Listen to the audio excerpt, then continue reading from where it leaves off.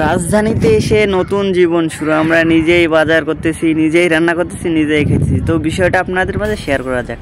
আসসালামু আলাইকুম ভিউয়ার্স, আশা করি সবাই ভালো আছেন। আমিও রাজধানীতে এসে ভালোই আছি। আমরা এখানে কিছু হাঁড়ি পাতিল নেই, কারণ আমরা তো এসব কোনো কিছুই নিয়ে আসি নাই। রান্না করার জন্য আমাদের যা যা দরকার আমরা সব নেব। ওখানে হাঁড়ি পাতিল নেই, এখানে আমরা খাওয়ার জন্য চাল নিচ্ছি, এখানে এসে আমরা কাঁচা সবজি নিচ্ছি। তো আমাদের বাজার প্রায় মোটামুটি শেষ, তো আমরা চলেছি বাসায়।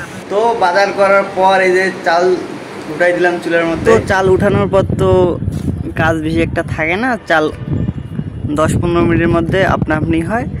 বন্ধু যখন প্রথম আলু কুটে, বিষয়টা অনেক ভালো লাগে। আলু তো কুটতেছে, আলুর মধ্যে গুঁতা মারতেছে, আলুকে জবাই করতেছে, কি করতেছে না করতেছে কিছুই বুঝতেছি না। আবার আলু সুন্দর কুটছে কিন্তু।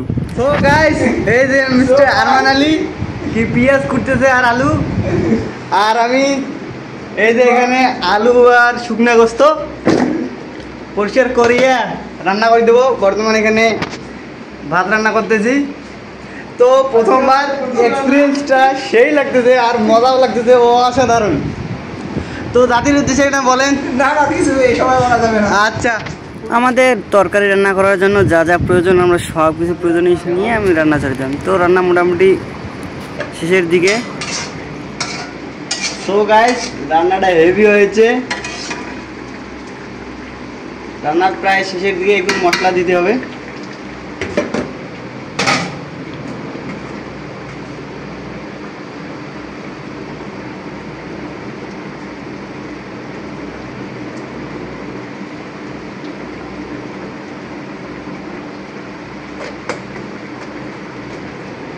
তো মশলাটা দিলে শেষ সময় রান্নাটা হেভি একটা টেস্ট আসবে।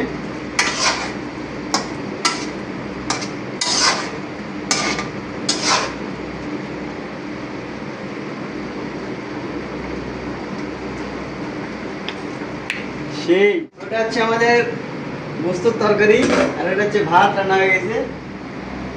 সেই অসাধারণ লাগছে ভাত তরকারি রান্না করতে পেরে। এখানে দেখতে পাচ্ছেন আমাদের বেডরুম, অথচ কোনো বেড নাই, যে গরম ওইগুলো কিছু আমাদের দরকার পড়ে নাই। তো আমরা টাইলসের উপরে থাকি। আর এখানে হচ্ছে আমাদের রান্না। তো রান্না বান্না সব শেষ, এখন খাওয়া দাওয়া করবো। তো রান্নার স্বাদটা হয়েছে অস্থির, অমৃত স্বাদ।